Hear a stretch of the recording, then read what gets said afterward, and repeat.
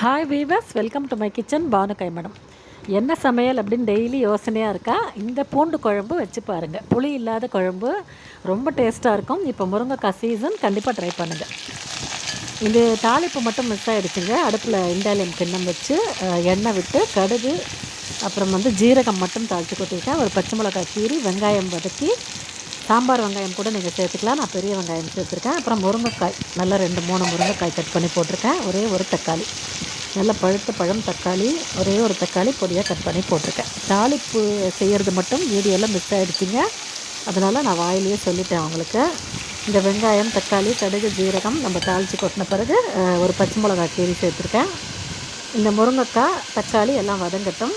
இப்போ வெறும் தண்ணி எடுத்து வச்சுருக்கேன் பாருங்கள். புளி தண்ணி எப்போவுமே குழம்புக்கு விடுவோம், ஆனால் இந்த குழம்புக்கு புளி கிடையாதுங்க. இது பூண்டு முருங்கைக்காய் பொரிச்ச குழம்பு. பொரிச்ச குழம்புனா சில பேர் தேங்காய், மிளகு, ஜீரகம், உளுத்தம் பருப்புலாம் வறுத்து அரைச்சி வைக்கிற குழம்புன்னு நினைக்காதீங்க. இது ரொம்ப சிம்பிளான குழம்பு. ஒரு 150 கிராம் துவரம் பருப்பு மட்டும் எடுத்து வேக போட்டு ரெடியாக வச்சுக்கோங்க. இது தேவைப்படும் இந்த குழம்புக்கு. இப்போ ஆல் பர்பஸ் சாம்பார் பொடி நம்ம வீட்டில் இருக்கும் பார்த்திங்களா, குழம்பு மிளகாய் தூள், அது 2 ஸ்பூன் போடுறேன். நல்ல பெரிய ஸ்பூன். இதால் 2 ஸ்பூன் போட்டிருக்கேன். உங்கள் குழம்பு பொடி காரம் பார்த்து நீங்கள் கூட்டி குறைச்சி சேர்த்துக்கோங்க. இப்போ புளி தண்ணி விடுற அந்த இடத்துல நான் வெறும் தண்ணி ஆட் பண்ணுறேன் பாருங்கள். வெறும் தண்ணி ஆட் பண்ணி இப்போ இந்த முருங்கைக்காய் நல்லா வெந்து வரணும். மிளகாப்பொடி பச்சை வாசனை போகணும். ஒரு 15 நிமிஷம் இது நல்லா கொதிக்கட்டும். நீங்கள் வேணுங்கிற அளவு ஒரு அரை கிண்ணமோ அல்லது 3/4 கிண்ணமோ உங்கள் பாத்திரத்தில் கடாயில் வச்சிங்கன்னா, அந்த மாதிரி வேணுங்கிற அளவு தண்ணி விட்டு நல்லா கொதிக்க வைக்க. இந்த எதுக்கு கொதிக்க வைக்கிறோம் அப்படின்னா, அந்த காரணம் அந்த குழம்புல மிளகாப்பொடி பச்சை வாசனை போகணும். இப்போ பாருங்கள், இந்த குக்கரில் 150 கிராம் துவரம் பருப்பு நல்லா குழைய வேக வச்சு மலர எடுத்து வச்சுருக்கேன். இது நல்லா மலர வெந்திருக்கு. மஞ்சப்பொடி போட்டு நல்லெண்ணெய் விட்டு பெருங்காய பவுடர் கூட போட்டு பருப்பு வேக வச்சு ரெடியாக எடுத்து வச்சுருக்கேன். இப்போ காய் வெந்து மிளகாப்பொடி வாசனை போன பிறகு இந்த பருப்பை நம்ம அதில் சேர்க்க போகிறோம்.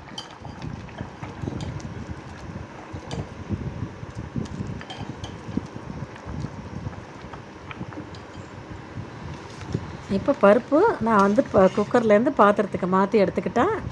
கருவேப்பிலை, கொத்தமல்லி நல்ல பொடியாக கட் பண்ணி வச்சுருக்கேன். இப்போ இந்த 150 கிராம் வெந்த துவரம் பருப்பு நல்லா குழைய வந்திருக்கு. அது அந்த பூண்டு குழம்புல சேர்த்துக்கோங்க. எனக்கு காய் வெந்துடுச்சு. மிளகாப்பொடி பச்சை வாசனை போயிடுச்சு. ஒரு 15லேருந்து 20 நிமிஷம் கொதிக்க வச்சிங்கன்னா காய் வெந்துடும். மிளகாப்பொடி வாசனை போயிடும் முன்னாடி. அதுக்கப்புறம் நம்ம வெந்த பருப்பை சேர்த்து நல்லா ஃப்ரெஷ்ஷான கொத்தமல்லி நிறைய சேருங்க. சூப்பராக இருக்கும் இந்த குழம்பு. பூண்டு நல்லா ஒரு கை பூண்டு உரித்து சேர்த்துக்கோங்க. பூண்டு தான் ஹைலைட்டே இந்த குழம்புல. அந்த பூண்டும் அவ்வளோ டேஸ்ட்டாக இருக்கும். அந்த முருங்கைக்காயும் அவ்வளோ டேஸ்ட்டாக இருக்கும்.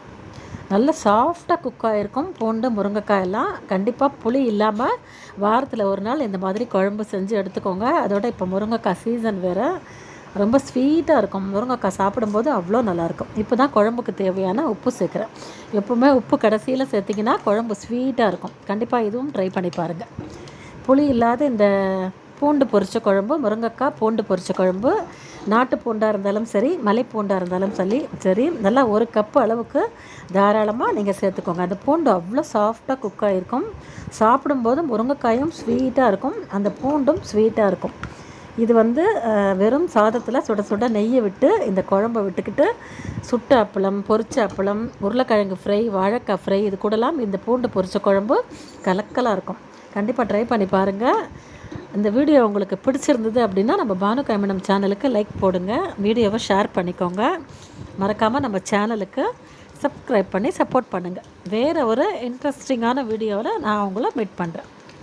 ஓகே வீவர்ஸ், தேங்க்ஸ் ஃபார் வாட்சிங்.